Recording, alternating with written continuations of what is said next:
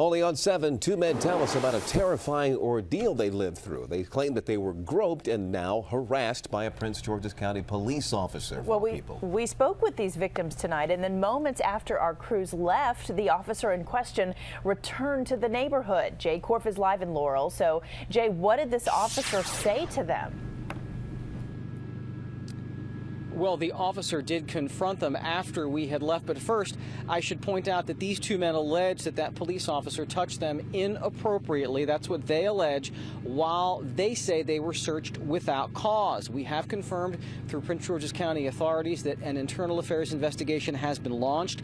Now, we are not releasing this officer's name at this point because at this early juncture of the investigation, the officer has not been disciplined or charged internally. It happened so fast, and it was crazy how it all went down. Glenn Davis and Rashad Bryant say Tuesday night they were talking outside Bryant's apartment in Laurel when a Prince George's County police officer pulled up in his cruiser. Squealed wheels, pulled up, stopped, jumped out the car. He says the officer got out and accused them of wrongdoing. He's calling us drug dealers. Y'all sell drugs. I know your kind. Bryant says he works as a juvenile counselor. Davis is an electrician. As we asked him what was wrong, what did we do, he would not give us an explanation on what we did. They say the officer ordered them to hand over their IDs and while conducting a pat-down search, touched the men inappropriately. He took his hands, went down into my boxers, and grabbed my private area. And I'm standing here the whole time, okay? And that's when he groped me.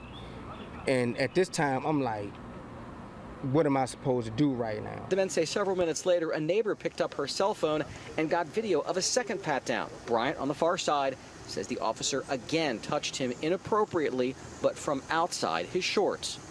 But there's no way I can see this kind of stuff happening to good people out here. They say after Tuesday's incident, the officer did not charge them with any crimes, but told them they were loitering. Only moments after we left the apartment complex Wednesday to put our story together, Bryant called us, saying the officer in question was back and was once again questioning them and another resident about loitering. When you pulled out, he pulled in and immediately jumped out and said, "Give me your ID." Why? So those two men clearly feel like that officer targeted them tonight, but we should point out that this is the officer's shift. This is his normal patrol area, and the men did admit to me after this confrontation that the officer did not confront them about the allegations that those two men had leveled against him from the prior day. But we should also note that a supervisor of that officer did come out here and had that officer leave the scene. We were reporting live in Laurel. Jay Korf, ABC 7 News.